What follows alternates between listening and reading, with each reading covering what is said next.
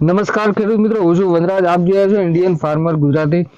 ખાસ કરીને વાત કરીએ ઇન્ડિયન ફાર્મર ગુજરાતી વિશે તો ખેતીલક્ષી અવનવા વિડીયો આપને માહિતગાર કરવા આપ પણ આપના વિસ્તારમાં સરસ ખેતી કરી શકો અને ખેતીમાંથી વધારે આવક મેળવી શકો એ હેતુથી તો ખાસ આપણા માટે આજે આપણે આવ્યા છે દૂધીનું ખાસ કરીને ખેતી કરેલ છે. તો દૂધી વિશે આમ તો ખાસ વાત કરીએ તો ગુજરાતની વાત કરીએ, પાટણ, બનાસકાંઠા, મહેસાણા, સાબરકાંઠા, નવસારી, નડિયાદ, અલગ અલગ વિસ્તારમાં દૂધીની ખેતી થતી જ હોય છે. પણ ખાસ વાત કરીએ ગુજરાતની તો નવસારી, નડિયાદમાં મોટા પાયે દૂધીનું વાવેતર થાય છે.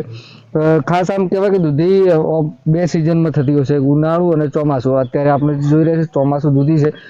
તો વધારે માહિતી આપણા જે ખેડૂતોએ ખેતી કરેલી છે એમના માહિતી મેળવીશું. કેવા પ્રકારની ખેતી હોય છે, ખાસ કરીને શું જરૂરિયાત પડે છે, કેવી તૈયારી કરવી પડશે અને કેવું ઉત્પાદન રહેશે, અને સામે ખર્ચો પણ કેટલો રહેશે અને આવક કેવી મેળવી શકાય, તો તમામ માહિતી મેળવીશું. ખાસ કરીને શું નામ છે આપનું પૂરું, કયું ગામ? ગામ લક્ષ્મીપુરા, ઠાકોર ચહેરાજી બળવંતજી.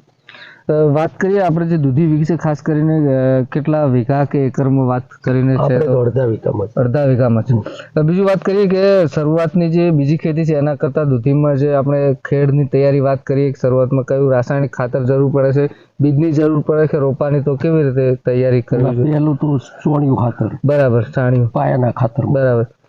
બીજું ખાસ કે રોપા જોઈએ કે બીજ જોઈએ? કેવાય અડધો વીઘામાં આશરે કેટલા બીજ જોઈએ અને બીજનો ભાવ કેવો હશે વાત કરીએ? અડધા વીઘાની અંદરમાં 50 ગ્રામ બીજ. 50 જોઈએ? 50 ગ્રામ. બીજું કહેવાય કે 50 ગ્રામ કેટલા ભાવનું હશે વાત કરીએ તો? 250 રૂપિયા. 250 રૂપિયા 50 ગ્રામ. બીજું કે આપણે જે અત્યારે દૂધ છે કઈ કંપની વિશે વાત કરીએ તો? Micro 8 number. Micro 8 number. ખાસ બીજી વાત કરીએ કે કોઈ ખેડૂત મિત્ર ધારો કે દૂધીની ખેતી કરવી છે તો ખાસ કરીને બીજની રોપ્યા પછી એના સાથે કોઈ દવાની જરૂર પડે? બીજું કે આની અંદર જે ગાળો છે કામ કેટલો રાખી તો સારો રહે એમ ઉત્પાદન માટે? ઉપજા સારું લેવું હોય તો કમસે કમ 8 ફૂટનો. 8 ફૂટનો જોઈએ. તો બીજું ખાસ ખેડૂત મિત્રોને એ પણ જાણવું જરૂરી છે કે આપણે જો ચોમાસું દૂધી છે તો ખાસ કરીને વાવેતર માટે કયો સમય સારો રહેવાય ચોમાસું માટેનો? દૂધીમાં તો કોઈ બી સમય વાય. કોઈ બી સારો. તમે જે અત્યારે દૂધી વાવી કયા સમયે વાવી હતી? 10મા મહિનાની 15 તારીખ. 10મા મહિનામાં. બીજું કે વાવેતર કર્યા પછી એનું ઉત્પાદન કેટલા સમયથી ચાલુ થઈ જાય દૂધીની વાત કરીએ તો? 45 દાડે. 45 દિવસે. બીજું કે આપણે અડધો વીઘામાં જોઈ રહ્યા છે એમાં કેવાય સરેરાશ આમ કેટલું ઉત્પાદન આપણે લીધું છે વાત કરીએ તો? હાલની અંદરમાં તો 8 હોળા છે. 8 હોળાની અંદરમાં કમ્પ્લીટ 4 દિવસે 10 મણ ઉતાર આપે. 100 મણનો એવરેજ થઈ ગયો. 100 મણ. અને બજારમાં અત્યારે કેવો ભાવ છે? 20 રૂપિયા. 20 રૂપિયા. એટલે અંદાજે કેટલાની થઈ છે વાત કરીએ તો? 40,000. 40,000ની થઈ ગઈ. 40,000. કેવાય સામે ટોટલ ખર્ચો કેટલો હશે? અડધા વીઘા 10,000 સામે 40,000ની આવક થઈ ગઈ.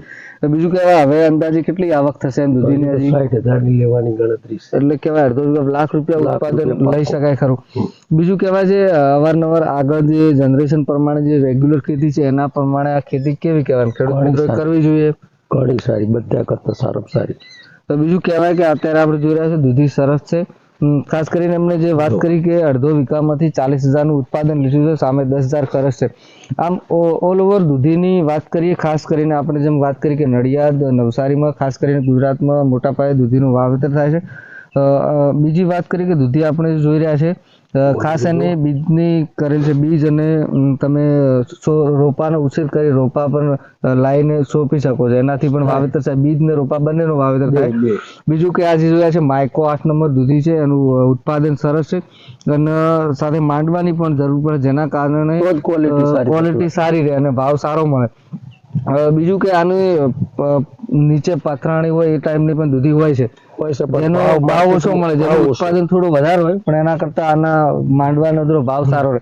તો ખાસ આપણે પણ જો રેગ્યુલર ખેતી છોડી સારી આવક મેળવવા માંગો છો અને કોઈ અવનવી ખેતી કરવા માંગો છો પણ આપ માટે માહિતી પૂરતી રહેશે અને દૂધીની ખેતી કરવા માટે ઉપયોગી રહેશે. તો બને રહો અમારી સાથે. જોતા રહો ઇન્ડિયન ફાર્મર ગુજરાતી. જય હિન્દ, જય ભારત, જય જય ગુરુ ગુજરાત.